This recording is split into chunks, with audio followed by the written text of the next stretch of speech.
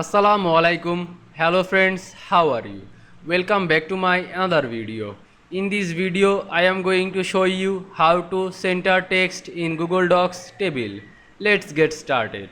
At first, you have to open your Chrome browser. Then open your Google Docs apps. Then create your document. Now you can see here are my document with table and text. Now you can see here are my all text are left alignment.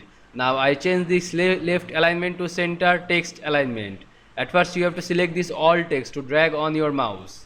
Then you can see here are align option. Now press align drop down menu. Now you can see here are center align option. Just press it. Now you can see I center text alignment in Google Docs table very easily. I hope you enjoyed my video. Please like, comment, share and subscribe my channel. Thanks for watching.